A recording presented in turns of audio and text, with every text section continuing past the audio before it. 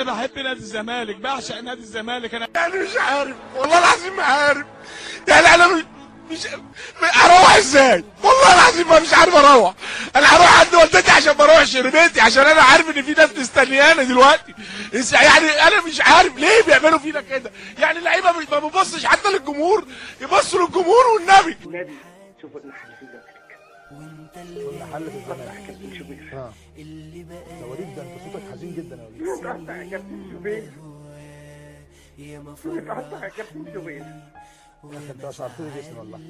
والله قطع يا كابتن شوبير، والله انت اشعرت لي جسمي. يعني ده يعني حد من اللعيبه يعني يا اخي دموعك غاليه. قطع يا كابتن شوبير. يعني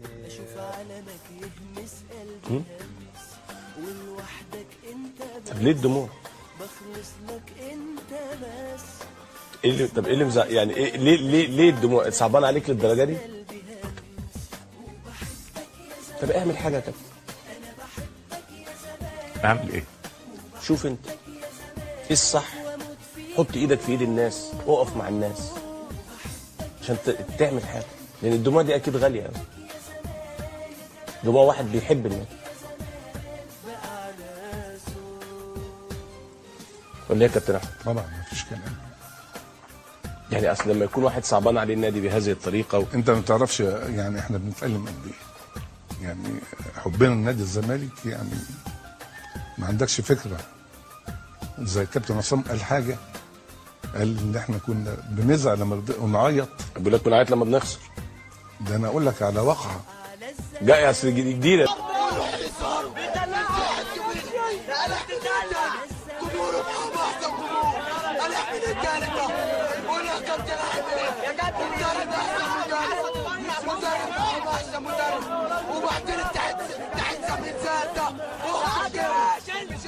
بحب الزمالك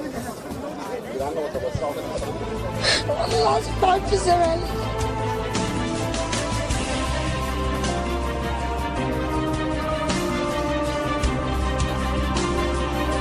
بطل واحبه لو كان مش بطل، بشجعه مهما حصل وافضل من العشاق.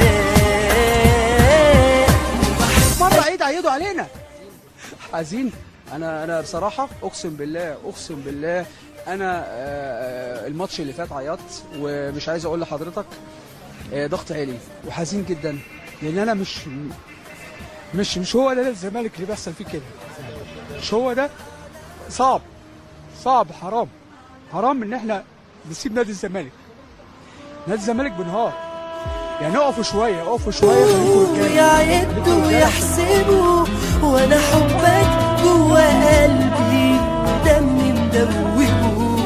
يقولوا ويكتبوا ويعدوا ويحسبوا، وانا حبك جوا قلبي ودمي مدوبه.